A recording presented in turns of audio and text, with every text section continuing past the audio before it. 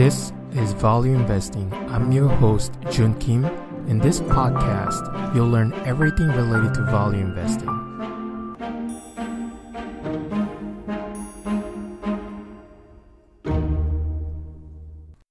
Welcome to episode 22 of Value Investing.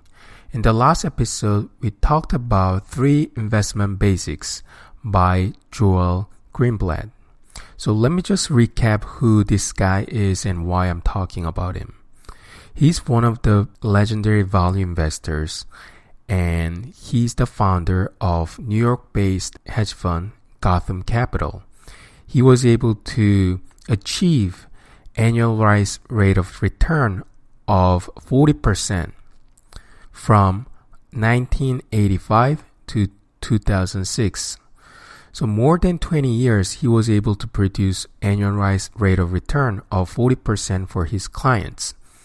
So he's quite legendary, and I wanted to understand everything about Joel Greenblatt. So I purchased multiple books written by him, and it's definitely worth reading all of his books. But one of the books that I picked for my podcast is called You Can Be a Stock Market Genius. And I mentioned that the reason why I like this book is because he talks a lot about special situations such as spin-offs, restructurings, merger securities, rights offerings. Those are the topics that I'm not quite familiar with, and I was able to learn quite a lot from his book. The book is only $9 to $10 currently on Amazon, so I'm going to just put a link in my show note, so in case you're interested in buying the book. And I definitely think that it's worth the price. In the last episode, I talked about 3 investment basics that Joel thinks that investors should know. First, we talked about why it is important for you to do your own homework. Second, also we talked about why it is important for you to not trust anyone when it comes to investing your money. And finally, we talked about picking your own spots as far as the investment is concerned. So these are all 3 important investment basics that you need to know as an investor. I want to continue to talk about 3 more investment basics in this episode.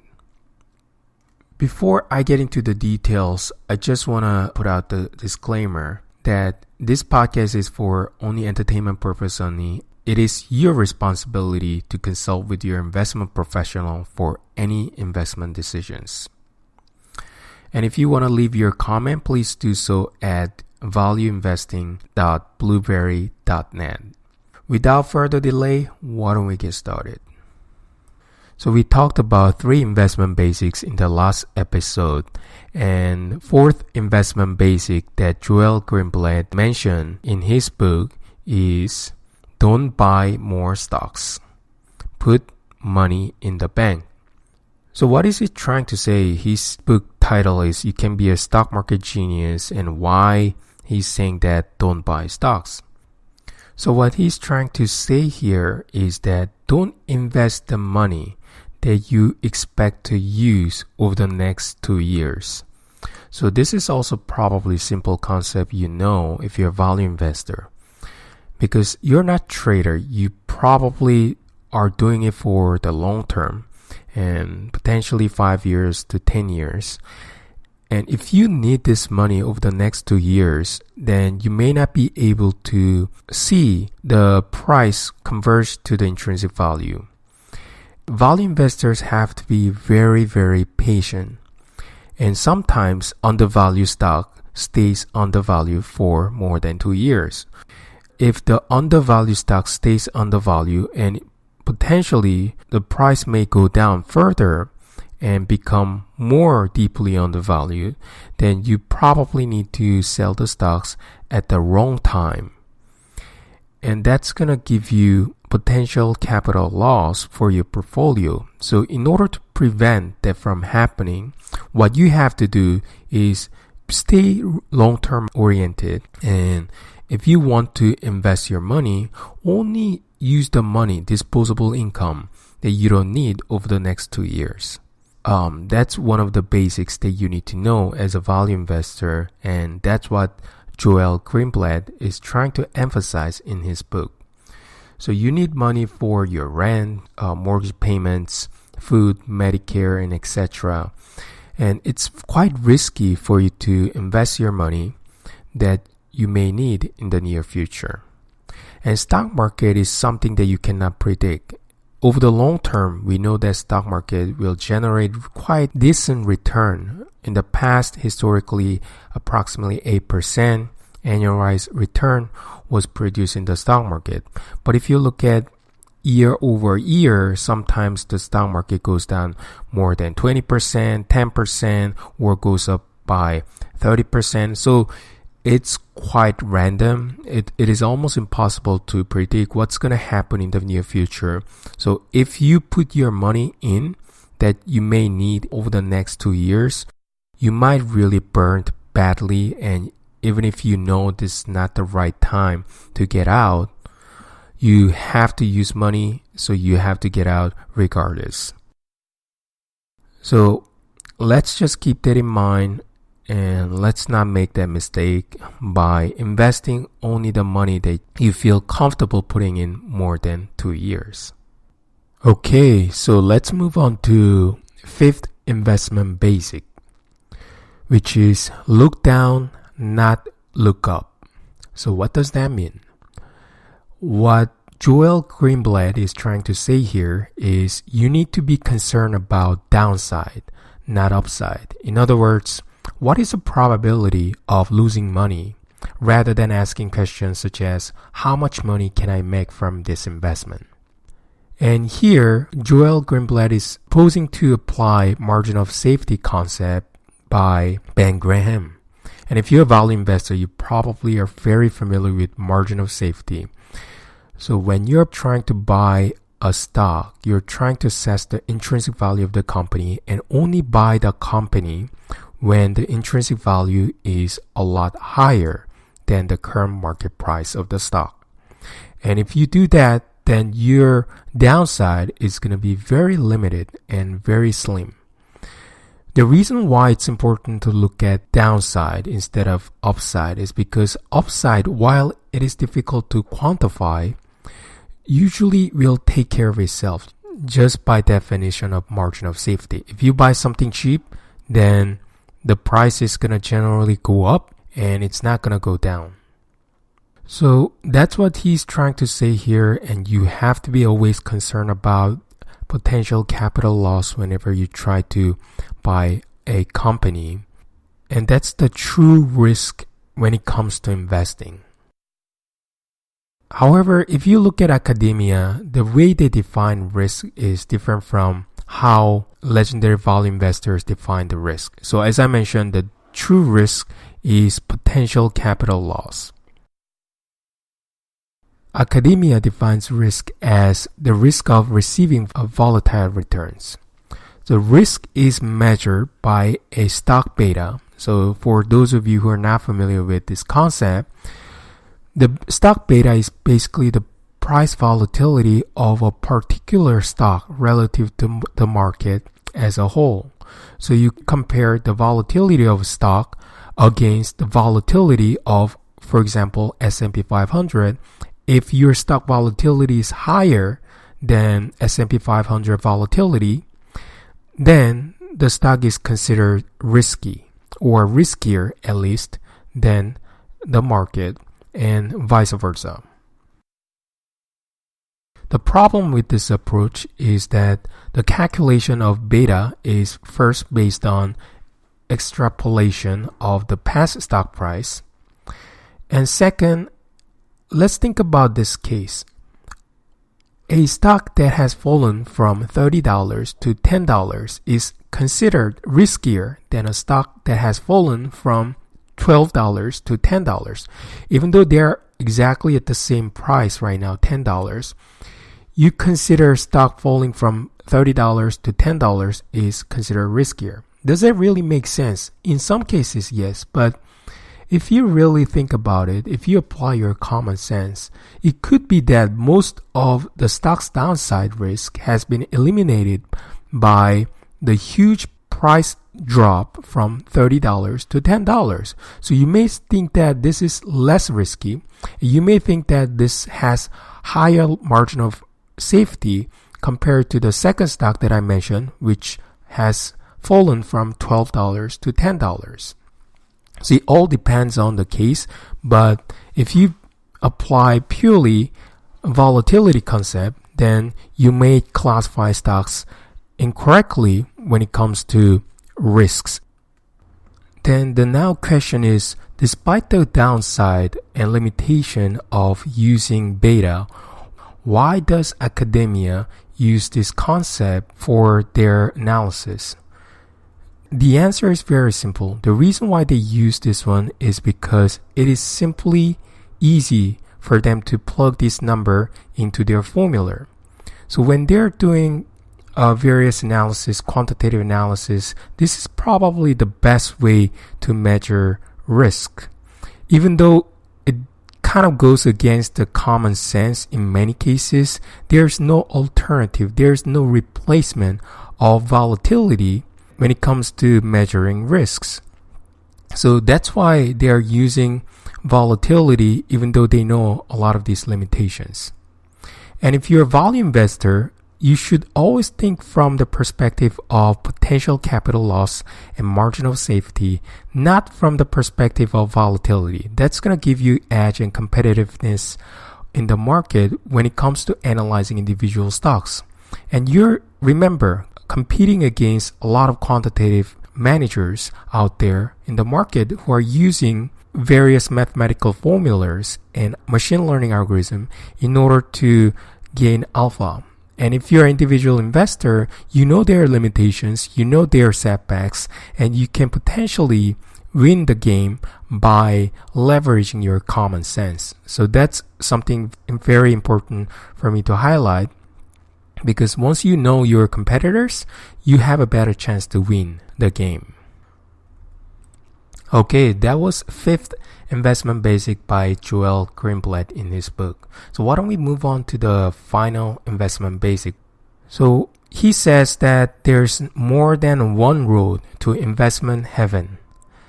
He's basically saying that there are plenty of ways you can make money in the stock market, even if you apply a value investing concept. So Joel Greenblatt is a true value investor, but what he's trying to say here is that even if you choose to go with value investing, there are different strategies you can choose from. And he laid out several examples for readers to contemplate.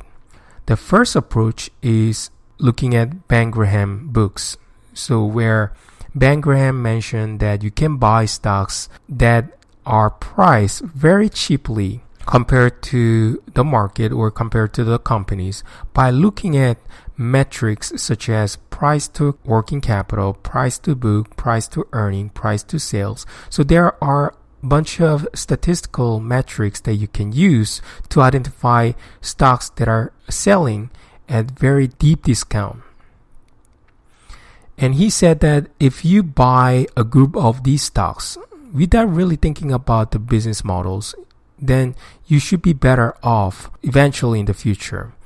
And when Ben Graham wrote his book, Security Analysis, back then, a lot of stocks were deeply discounted compared to its intrinsic value, and a lot of companies had a lot of equipment, working capital.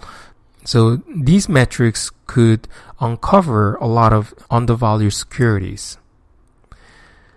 However, the second case that Joel Greenblatt mentioned in his book is Ben Graham's student, Warren Buffett. So Warren Buffett used Ben Graham's approach in order to identify and uncover undervalued securities long time ago.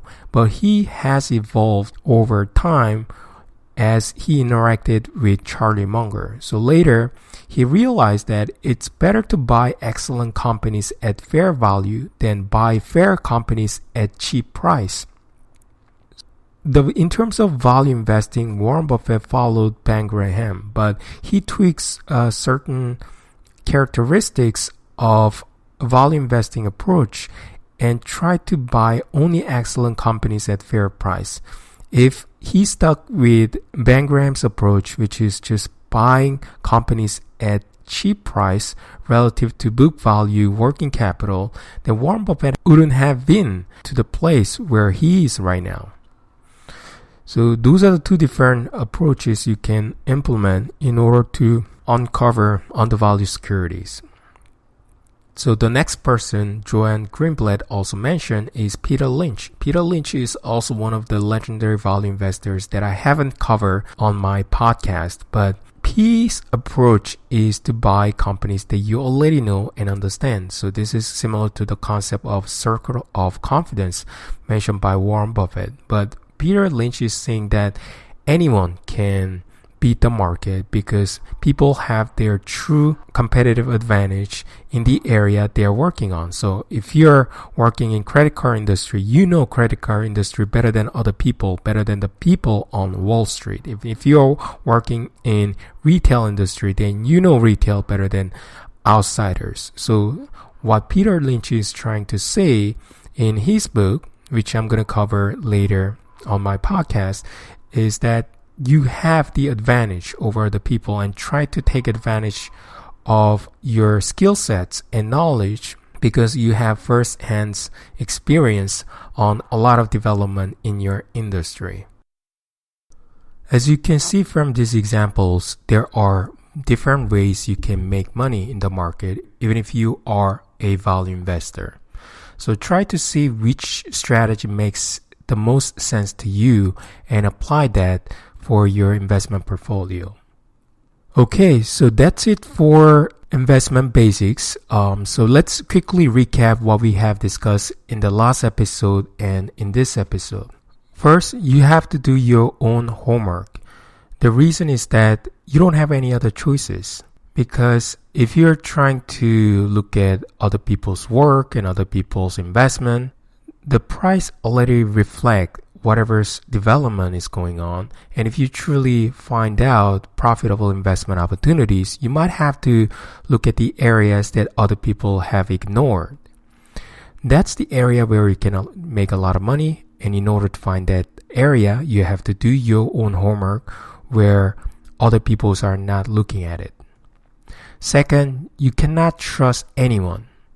And I provided some examples of analyst community why there is a strong incentive for them to issue buy recommendations because they don't make money by providing these reports to the public investors. They make money from commission businesses such as investment banking fees from potential clients that they are covering. So there's conflict of interest and it is not easy for them to issue sell ratings.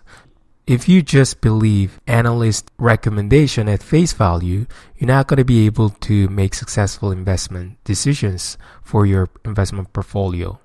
So you can take a look at their reports, but take it with a grain of salt. Third thing that you have to keep in mind is that you have to invest your money where you know well. So pick your spots. So this is the concept of a circle of confidence. And I think you're a value investor, you know how this value investing works. You have to look at the areas where you have competitive advantage. And you don't have to do the diversification with thousands of stocks because you never know all the underlying facts about these thousands of stocks. Instead, you can diversify away non-market risk by investing in only A stocks. A stock investment is going to diversify away 82% of non-market risk statistically. And that's good enough. And the marginal benefit of adding more stocks will be diminished as you add more and more stocks to your portfolio. So what Joel Greenblatt mentioned in his book is that ideal number of stocks is 6 to 8 stocks in your portfolio, given the diversification benefit and circle of confidence concept. Today we talked about 3 more items. The first one is don't buy more stocks, which means you have to only invest your money, which you don't need over the next 2 years. And second, we talked about why it is important to look at the downside risk rather than upside risk. And we talked about margin of safety concept here, which is quite important for a lot of value investors. And finally, we talked about the fact that there are there's more than one way to succeed in the stock market. There are many different strategies that you can implement even if you're a value investor, and you can pick and choose which one fits well for your investment portfolio and your personality. Okay, that's it for today's episode. As I mentioned, in the next episodes, what I'm going to do is I'm going to talk about special situations that Joel Greenblatt covered in his book, such as spin-offs, restructurings, merger securities, and so on and so forth. I'm quite excited to cover those topics because a lot of investors do not know these areas, and it can provide some knowledge into this area and provide some investment opportunities in the future if you get familiar with these topics for your investment portfolio. Thank you very much, and see you next time.